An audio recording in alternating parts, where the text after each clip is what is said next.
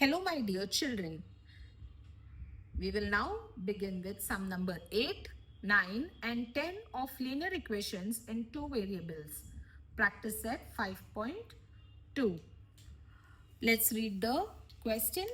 In triangle ABC, the measure of angle A is equal to the sum of measure of angle B and angle C. Also, the ratio of measure of B and angle C is 4:5. Then find the measure of angles of the triangle. अब इस question में हमें थोड़ा सा different approach लेना पड़ेगा. हमने जो अभी तक किया था सम्स, उसमें हमने x और y को यूज किया था. इस सम में हम x और y यूज नहीं करेंगे. डायरेक्टली जो गिवन कंडीशंस है हमारी, हम उसे यूज करेंगे और अपने सम्स को सॉल्व करेंगे. So let's read. क्योंकि थोड़ा प्लेस कम होगा तो मैं according to first given condition और सेकंड गिवन कंडीशन ये स्टेटमेंट नहीं लिखूंगी. आप चाहें तो लिख सकते हैं. So let's understand. In triangle ABC the measure of angle A is equal to the sum of measure of B and C. That means according to our first condition, angle A is equal to sum of angle B plus angle C. हम directly इसे equation number 1 बोल देते हैं. According to the second condition क्या दिया है? The ratio of measures of B and C is 4/5. That means 4:5. So B upon angle C is 4/5.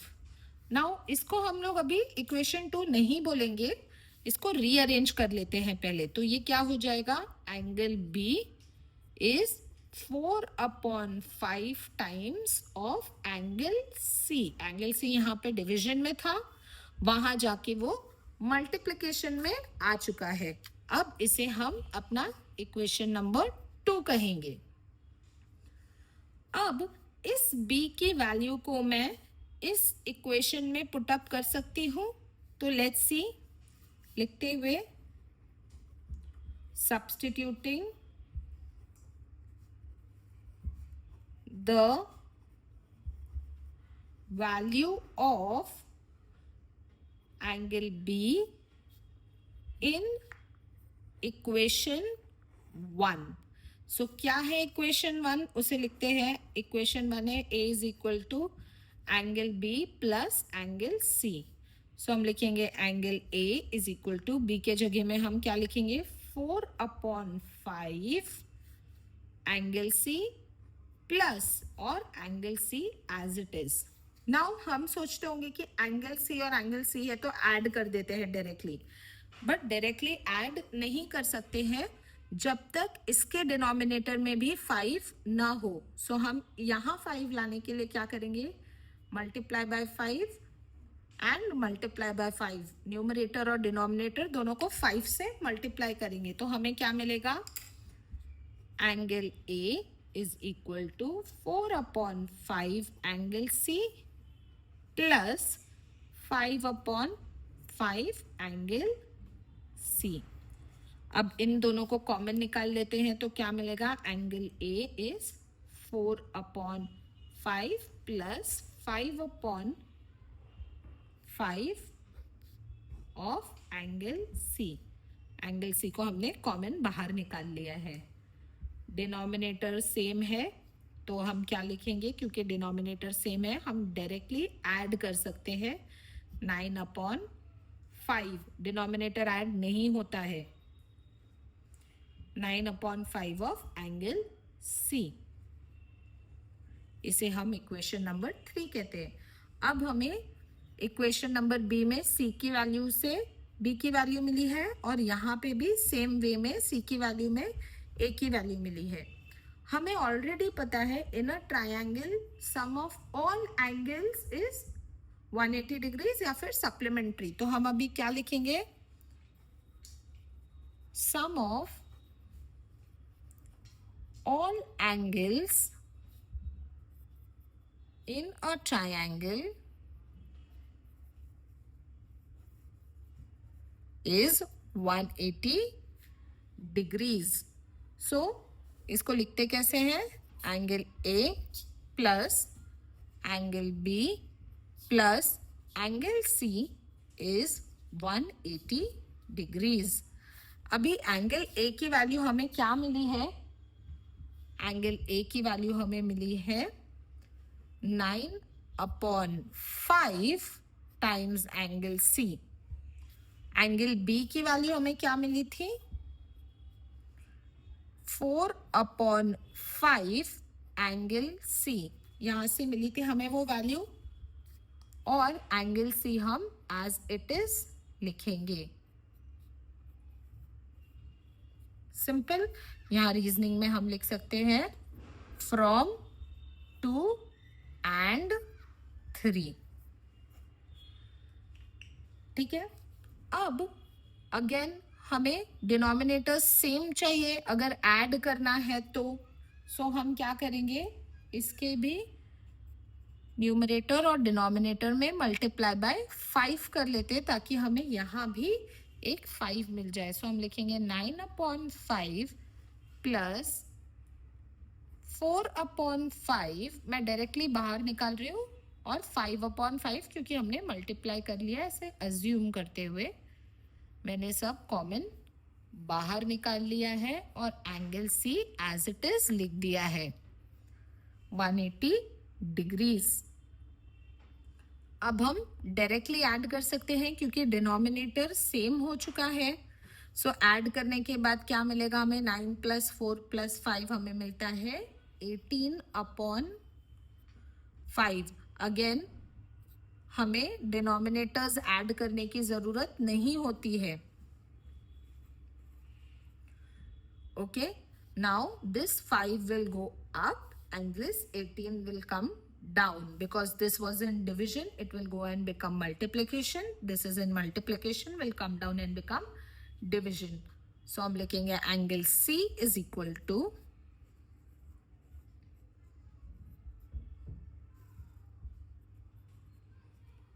Correct. अब 18 1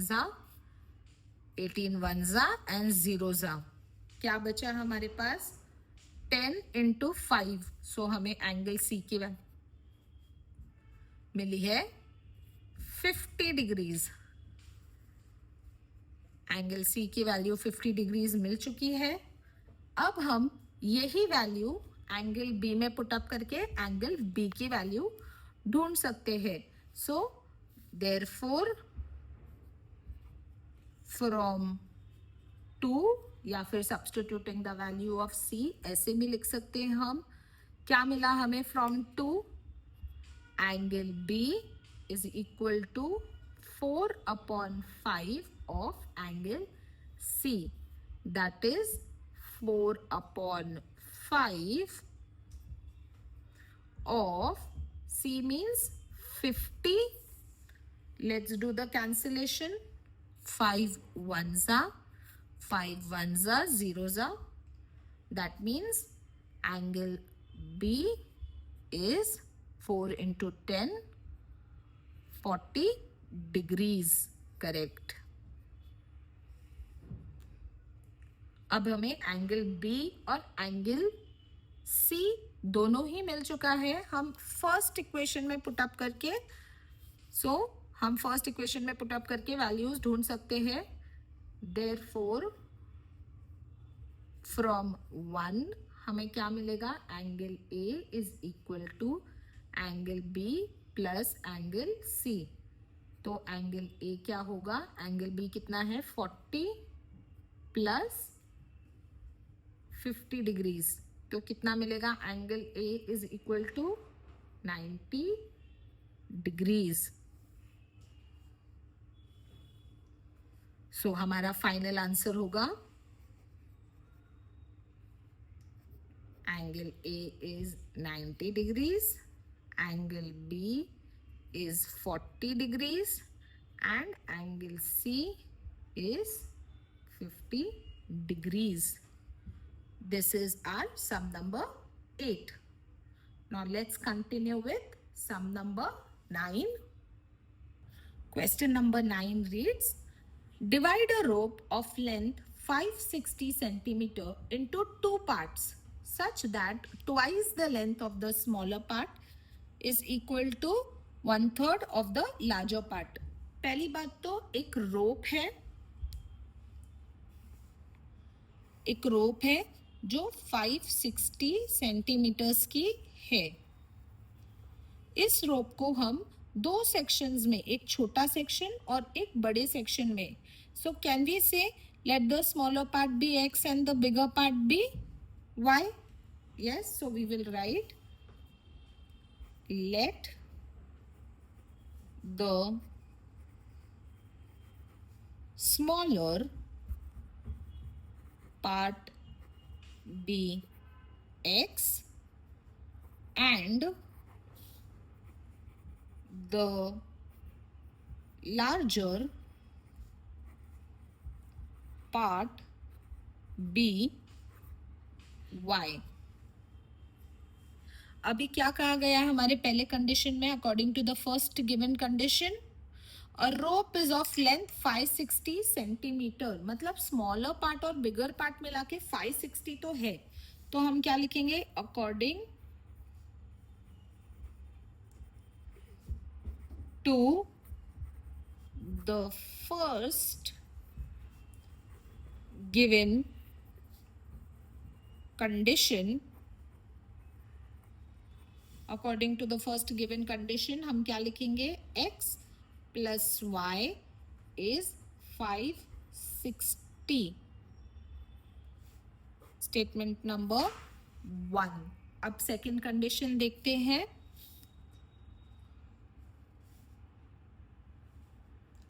Twice the length of the smaller part is equal to one third of the larger part. So हम लिखेंगे according to the second given condition,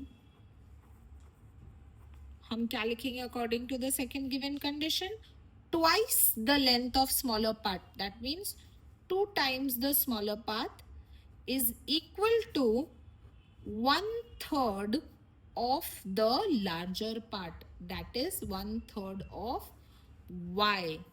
yes, अब हम इसको directly 2 नहीं डालेंगे, पहले से रीअरेंज कर लेते हैं. रीअरेंज करेंगे तो 3 यहाँ आ जाएगा ऊपर, so it will become 6x equals to y.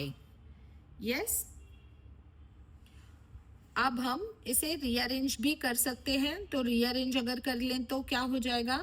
6x minus y equals to कुछ नहीं है तो 0. Equation number 2.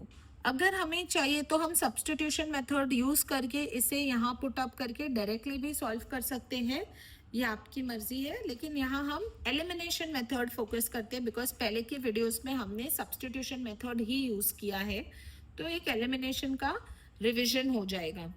सो अगर ये दोनों इक्वेशंस को देखा जाए तो हमारे पास y और y सेम है और ऑपोजिट साइंस के साथ भी है, तो हम लिखेंगे adding equation 1 and equation 2. Adding equation 1 and equation 2, we will get x plus y equals to 560 and 6x minus y equals to 0. क्योंकि हम ऐड कर रहे हैं तो साइन चेंज नहीं होगी. 6 plus 1 becomes 7x, plus and minus y will get cancelled and 560 will be as it is. Therefore, x is equal to 560 upon 7. We can now do the cancellation. So, cancellations कैसे होंगे? 7 1s are 7, 7 8s are 56 and 0s are 0. So हमें x की वैल्यू क्या मिली है? 80. So हम लिखेंगे x is equal to 80. x की वैल्यू हमें मिल चुकी है.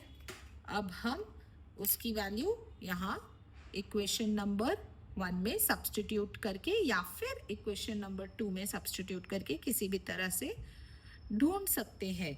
सो किस में करना बेहतर होगा? आई थिंक इक्वेशन नंबर 1 में ही करते हैं. सो हम लिखेंगे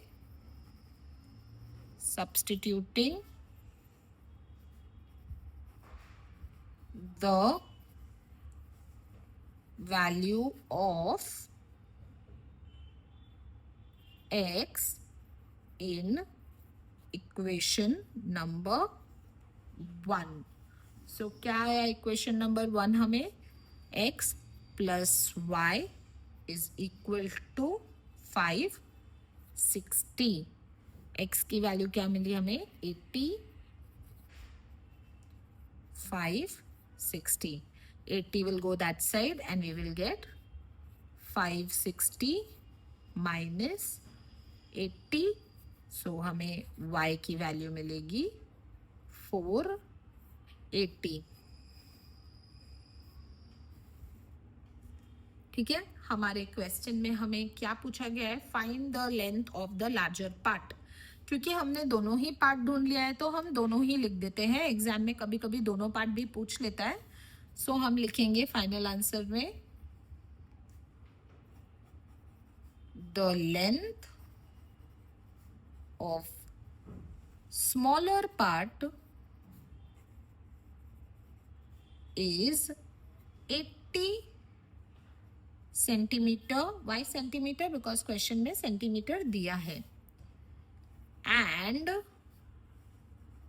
the larger part is 480 centimetres. अगर हमें देखना है हमारा आंसर सही है कि नहीं, 80 प्लस 480 हमें 560 देता है, जिससे पता चलता है हमारा आंसर बिल्कुल भी करेक्ट है. Moving to the next question. ये इस प्रैक्टिस सेट का लास्ट क्वेश्चन होगा, question number 10. In a competitive examination, there were 60 questions. The correct answers would carry 2 marks, and for the incorrect answers, 1 mark will be subtracted. Yashwant had attempted all the questions. He got total 90 marks. Then how many questions he got wrong? So हम क्या करेंगे?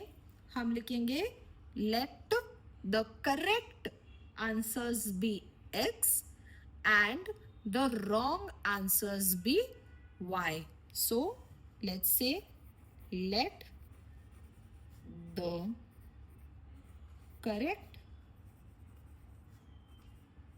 answered questions be X and the number of, sorry यहाँ पे number of लिखना भूल गए, let the number of correct answered questions be X and the number of wrong answered question be Y. Okay.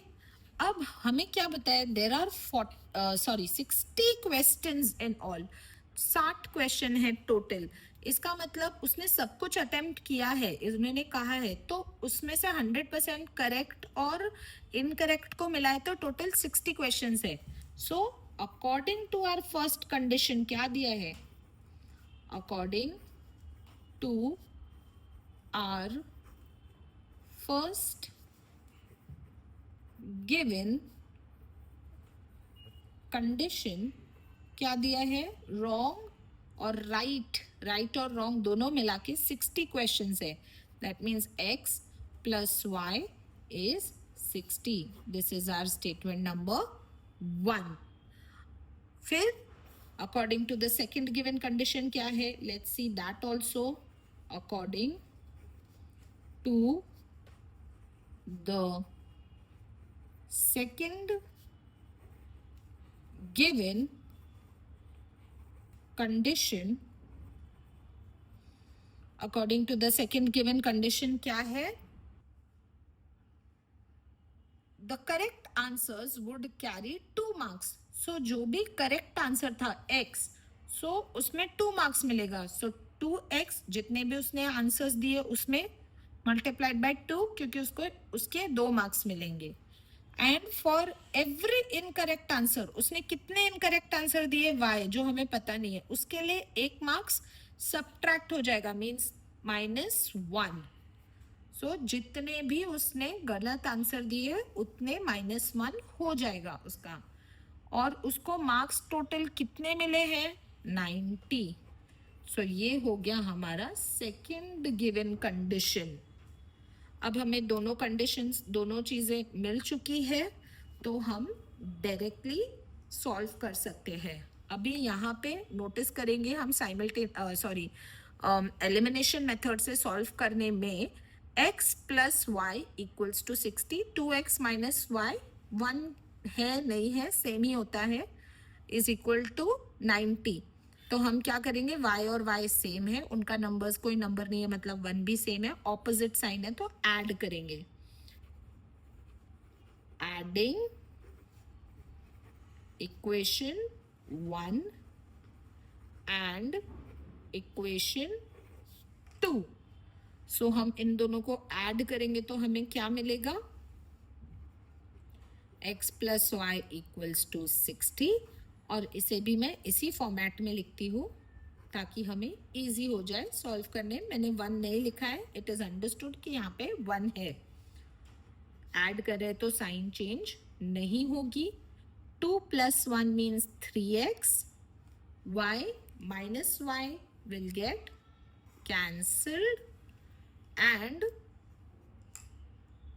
90 plus 60 will give us, yes, 150. Very good. So x is equal to 150 upon 3. अब हम cancellation करेंगे. 3 1s 3, 5s and 0s. Correct. So x is equal to 50. अभी हमें x की value 50 मिल चुकी है. हम इस वैल्यू को किसी भी एक इक्वेशन में सब्स्टिट्यूट करके ढूंढ सकते हैं. So let's substitute the value in equation number 1. So we will write substituting